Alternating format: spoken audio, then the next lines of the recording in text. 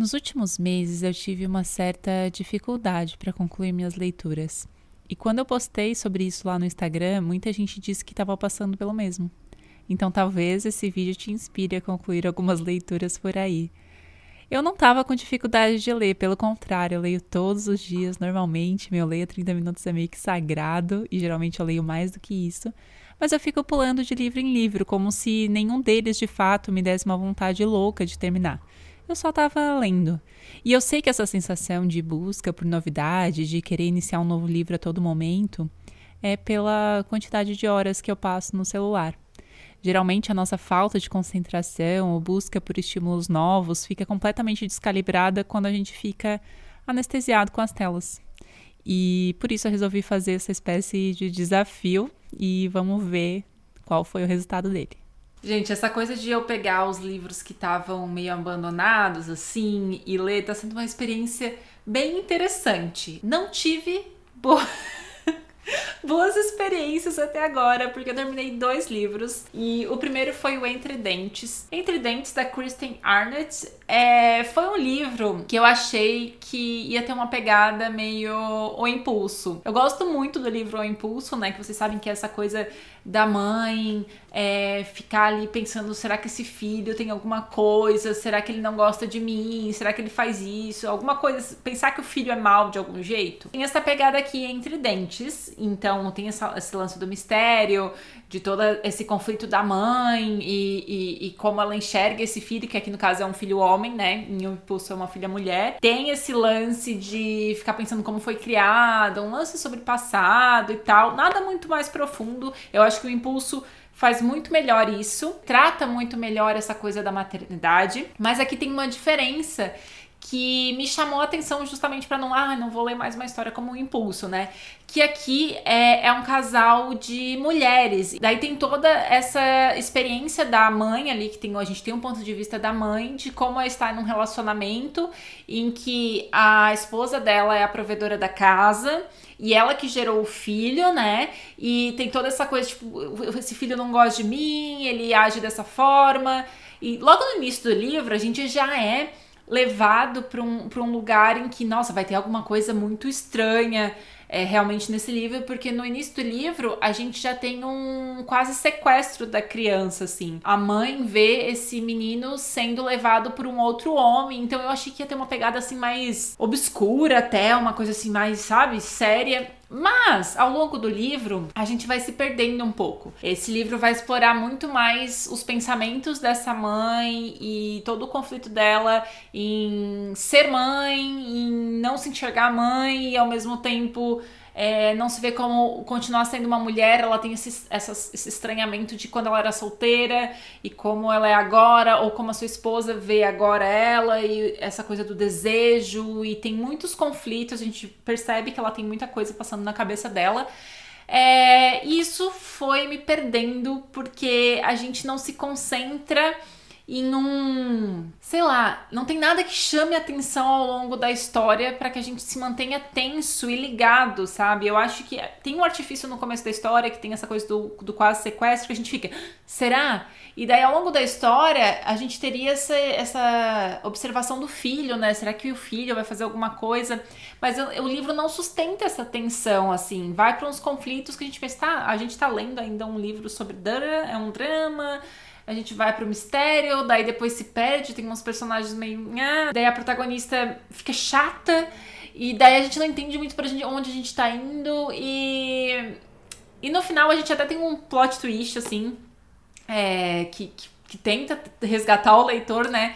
Mas eu não me senti nada bem, assim, com esse plot twist. Vocês sabem que geralmente um final define muito uma história pra mim, mas nem esse final me fez voltar pra história, enxergar a história de forma diferente, porque, assim, meio que eu já imaginava que teria essa possibilidade, mas ainda assim o final não traz um resgate realmente dramático, assim, tipo uma coisa... Não, ele só faz... dá tipo foi assim. Daí eu acabei dando 2 estrelas pro livro. Achei chato, assim. É um livro rápido de ler até. Eu não lembro por que eu deixei ele de lado em algum momento. Mas não traz... Eu achei que a perspectiva de ser por um relacionamento de lésbicas, né, que tem esse filho e tal, e achei que teria alguma coisa sobre como as outras famílias enxergam e isso poderia ter afetado o filho, mas nada é muito explorado, sabe? Acho que a autora não soube escolher o que ela ia se concentrar ao longo dessa história, então ela não mostrou pra gente nada muito... Sabe, que dava aquela coisa. Então eu dei 2 estrelas. Terminei o livro, né? Voltei de fato a ler, né? Um livro e na verdade, voltei a de fato concluir o livro, né? Tinha um livro que eu tinha achado no Scribd. Gente, sempre que eu tô nessa vibe de ai, não sei o que ler, não tô conseguindo ler nada, quero coisa diferente, e fica essa coisa, né? Começando vários livros, e por isso que eu quis fazer essa semana, né? Concentrada em livros que eu comecei a ler e deixei de lado e eu não concluí nada, pra ver se eu parava com essa coisa de ficar pulando de galho em galho, tentando achar algo muito legal pra ler, sabe? Às vezes a gente tem que se forçar a fazer... Eu sempre, né, estimulo vocês a abandonar livros, mas às vezes a gente fica viciado, a gente, né, faz o nosso cérebro ficar buscando por coisa nova o tempo todo, ao invés de ter um início, meio e fim. Então, tem que saber avaliar qual é o seu momento, né? Mas eu sempre, quando eu tô meio assim, não tô a fim de ler nada que eu tô lendo no momento, eu vou lá e busco no Scribd alguma coisa muito diferente, assim. E no Scribd, uma capa me chamou a atenção, que é essa capa aqui de tampa. E dessa capa diferente, né? Daí eu não li a sinopse inteira, mas eu vi ali que se tratava de um caso de uma professora que era pedófila e é baseado em um caso real. E assim, gente, esse tipo de história eu sempre li pelo ponto de vista da vítima, mas essa história me chamou a atenção por ser uma mulher. A gente não vê isso muito ser falado, muito ser explorado. A gente sabe que a maior incidência dos casos é por parte de homem que tá numa posição de poder, mas o caso das mulheres, inclusive por causa do machismo, não é divulgado porque é como se os jovens que passam por isso, os homens, os garotos que passam por isso, não devessem denunciar porque pra eles deveria ser um privilégio ser olhado ou ser desejado por uma mulher mais velha, né? Então eu achei muito interessante essa premissa, assim. Pensei, beleza, eu vou ler, assim, um livro diferentão, é um livro curto, vou ler. Só que, gente, eu lembro que eu larguei esse livro justamente por causa desse choque, assim. Eu fiquei muito chocada em como era a abordagem do livro, assim, porque ele tá muito dentro da cabeça dessa mulher. E é uma cabeça horrível, gente. É horrível. Como eu disse pra vocês, eu sempre li esses livros pelo ponto de vista da vítima ou com algum certo distanciamento, assim. Então a gente não tinha acesso o tempo todo a esses pensamentos das pessoas que cometiam esse crime, né? E no caso de Tampa, é em primeira pessoa e passa todo quanto é tipo de pensamento e como ela desenvolveu esse desejo, como é a abordagem dela, como é o plano, como ela pensa sobre aquilo, os atos que faz, porque é um livro super explícito, então tem muito dos atos dela no livro. E é muito chocante. Eu tinha deixado de lado justamente por ser chocante. E daí, como eu tava querendo terminar livros essa semana, eu pensei, vou ler esse livro então até o final, porque é um livro mais curtinho que eu tenho aqui, né? Dá pra terminar, né? Então, como eu tô querendo, né, tirar esses livros que estão em andamento, e eu fui pegar. Gente, piora, tá? Eu tinha parado, sei lá, na página 60 e fica cada vez pior, e pior, e pior. E é nojento, gente. É muito... eu achei que, por ser baseado em uma história real... Eu nem fui atrás desse caso real, porque eu fiquei tão enojada sobre isso, tão angustiada com o caso em si, que eu achei que teria... sei lá, explorar mais... explorar é uma palavra estranha, né, pra esse caso. Mas eu achei que ia abordar com mais detalhes as vítimas e as consequências disso nas vítimas. Mas o livro é super concentrado nessa professora e fica dentro da cabeça dela o tempo todo. Então é super doentio, assim, gente. É muito ruim. Eu achei até um pouco de falta de respeito com o caso em si, porque, eu não sei, Quando se fala desse tipo de situação, eu não consigo, assim, é uma das piores coisas pra mim, assim, tudo que tem relação com criança, crime com criança, me deixa muito chocada, muito chocada. E eu não senti que o livro me fez refletir sobre algo. É claro que o fato de ter essa premissa em que é o ponto de vista de uma mulher que comete o crime, te leva a uma reflexão sobre a sociedade, como é visto pela sociedade, mas a história em si não faz em nenhum momento qualquer outro tipo de... Não levanta qualquer outro tipo de discussão, sabe? A gente só faz o leitor se sentir mal. Então, eu não sinto que é uma leitura válida. Olha, gente, eu quase nunca tenho esse tipo de opinião. Inclusive, eu consigo separar algumas histórias, por exemplo, minha sobre a Vanessa, que é um caso de pedofilia por parte de um professor, só que do ponto de vista da vítima. Como ela tem uma abordagem muito dúbia sobre essa vítima, eu recomendo sempre com muitas ressalvas, e para quem eu sei, que eu conheço, que vai ter uma mente que rola ler esse livro. Mas no caso de Tampa, eu não recomendo para ninguém. Eu dei 1 estrela para esse livro, não, simplesmente não. Não dá. E agora, gente, eu estou querendo terminar Bolo Preto, já tô quase terminando, na verdade, e daí eu conto pra vocês quando eu terminar. E se tudo der certo, eu quero ver se eu termino outro livro. Será que eu vou conseguir terminar 4 livros essa semana? Vamos ver, daí eu conto pra vocês. Gente, eu quase me arrependi de fazer... de começar a ler os livros que tava tudo aí pela metade, porque eu pensei, acho que tinha um motivo pra eu ter abandonado esses livros. Abandonado, né? Que eram livros que estavam muito no começo.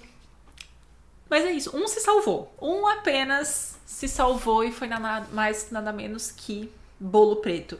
Eu já imaginava que eu ia gostar muito desse livro, tá? Porque ele tem tudo que eu gosto. Ele tem os conflitos de família, segredos de família, a gente vai lá pro passado, vê o que aconteceu, e todo o reflexo da história dos pais refletem na criação dos filhos. Eu amo esse tipo de história, eu amo um drama familiar. E eu amei esse livro aqui. Esse livro aqui vai contar a história desses 2 irmãos. Assim, esses 2 irmãos estão bem afastados há muito tempo, e a mãe deles morre e deixa um áudio contando a história dela, a verdadeira história dela pra eles. E aos poucos vai se revelando o que aconteceu com ela, de onde ela veio, quem era o pai deles também, porque eles tomaram decisões que tomaram, e aos poucos vai se revelando. Então a história é contada, vai contando pra gente a história desses irmãos, recebendo essas notícias, aí depois a gente vai lá pro passado e vai entendendo um pouco da história dessa mulher, daí volta pro presente, eles, né... reagindo àquela parte da história, daí a gente vai pra um outro lugar. Enfim, é um livro bem complexo, ele é bem grande. Essa aqui é uma cópia antecipada, tá, gente, que eu tenho, então eu não sei como ficou na versão original, mas nessa aqui tem quase 400 páginas e é bem apertadinho, então eu acho que tem mais páginas na versão original, talvez. Mas enfim... Eu ainda comentei lá nos stories que esse livro aqui é pra quem amou tudo que eu nunca contei. Tem a mesma pegada de como as expectativas e histórias dos pais refletem na criação dos filhos e impacta a expectativa que eles têm, que estão frustradas pelos pais justamente porque os pais passaram por uma determinada história e não conseguem dar aquilo que esses filhos queriam ou esperavam. Então tem muito disso, né? E aquelas camadas que vão sendo tiradas. Eu gosto muito de tudo que nunca contei por isso, né? E aqui em Bolo Preto também. Vai tirando camadas e camadas e camadas até que a gente entende o que aconteceu e surpresas vão acontecendo. Eu dei 4 estrelas pra esse livro. Eu não dei nota máxima porque eu acho que o livro abre muitas e muitas portas, abre muitas histórias de muitos personagens que são interessantíssimos, e como ele tá focado na história dessa mãe, quando se abre muito a história, se dá muito detalhe sobre outros personagens, a gente fica meio... Tá, não vai contar, então, não vai, se não for aprofundar, por que contou tanto desse personagem, sabe? Eu senti muita falta de algumas explicações ao longo da história, porque como a história é bem picotadinha... quando a gente tá entrando em uma parte da história que tá se envolvendo ali com o drama e, né, com o que tá acontecendo, a história corta, porque daí volta pro presente, os filhos, né, têm a reação sobre aquilo. Então, eu sinto que o presente dos filhos não foi tão bem explorado, o passado da mãe até que foi, mas daí tem outros personagens muito importantes pra história que a gente sabe meio por cima o que aconteceu com eles. Eles são importantes, se tivesse um desenvolvimento melhor sobre eles, eu fiquei muito curiosa sobre eles, mas a gente fica meio assim, sabe? E eu acho que o final também foi muito rápido, assim, pra quantidade de coisas que a história foi se propondo a contar, sabe? Mas ainda assim é um livro muito, muito, muito, muito bom. Tem referências caribenhas, né? Porque essa mãe tem origens caribenhas. Tem muita referência sobre o que é ser negro nos Estados Unidos também, porque a história se passa lá para esses irmãos. E depois tem reflexo de outras coisas sobre imigrantes chineses no Caribe. Enfim, tem muita, muita referência, assim, sobre preconceito, desconfianças e como essas pessoas eram tratadas ao chegarem em lugares diferentes. Então, muito, muito, muito interessante. Recomendo pra caramba, sério. Livrão para aquelas pessoas que gostam desse tipo de drama familiar que vai se revelando, vai tirando camadas e camadas e camadas e camadas até a gente entender o que aconteceu. Mas assim, eu comecei a ler esse livro, eu acho que eu li até tipo uma página 50, mas o começo do livro, como ele vai lá para uma história, tipo assim, a gente não entende muito a relação de como o livro começou, depois ele vai lá, né? Ele muda de cenário, a gente fica meio perdido, são muitos nomes diferentes, muitas pessoas aparecendo, né? A gente não vê muito a ligação das coisas. Então o começo me deixou meio, então tá bom. Então por isso que eu deixei esse livro de lado. Mas depois que eu peguei ele de volta, gente, eu li assim muito rápido, até faltar umas 40 páginas pro final. Daí depois eu acabei deixando um pouquinho, porque eu tinha outras coisas pra ler. Mas quando eu terminei, enfim... Ali a parte do meio, depois que você passa por essa estranheza do começo, só vai. E daí, gente, eu pensei assim, agora veio uma história boa, me empolguei pra ler algo, mais outra aí que eu já tinha iniciado, mas tinha deixado pela metade. E é nada mais, nada menos que A Vegetariana. Gente, esse livro... Eu acho que eu tenho um negócio com essa autora, porque quem me acompanhava nas lives sabe que faz algum tempo que eu tentei ler Atos Humanos, da mesma autora, da Han Kang, acho que é assim que fala o nome dela. Tentei ler algo dela, mas Atos Humanos é muito brutal, gente. Eu não tive estômago pra ler essa história. Mas eu cheguei a comprar A Vegetariana quando o livro tava bem baratinho, até iniciei a leitura, por isso que essa era uma leitura aí que tava pela metade. Iniciei essa leitura, mas não me conectei com a história, pensei, deixa pra outro momento, né? Meio como Atos Humanos. Até hoje eu também não terminei Atos Humanos, mas enfim. Daí eu resolvi resgatar A Vegetariana. Pensei, esses 2 livros da autora estavam aí em andamento, então vou pegar um deles, o que eu acho que é mais tranquilo, assim, né? Porque eu lembro que Atos Humanos realmente tava punk. E daí eu peguei A Vegetariana. E, gente, inclusive eu vou até ler um comentário que me falaram hoje sobre esse livro, que eu pensei, é isso aqui que se resume, porque eu dei 1 estrela pra esse livro. E a Heloísa, se você está vendo, ela falou assim, ela respondeu uma story que eu falei, né, que esse livro realmente, definitivamente não foi pra mim. Ela respondeu assim, ele é tipo, eu entendo o que você está querendo dizer, mas poderia dizer de outra forma, né? Exatamente. Percebi que é um estilo da autora, talvez um estilo dos autores coreanos, talvez uma vertente. Eu tenho que ler mais coisas deles pra entender se eles têm realmente essa vibe. Mas esse livro, ele tem uma narração em 3 partes diferentes, feitas pelo ponto de vista de 3 pessoas diferentes sobre a mesma pessoa.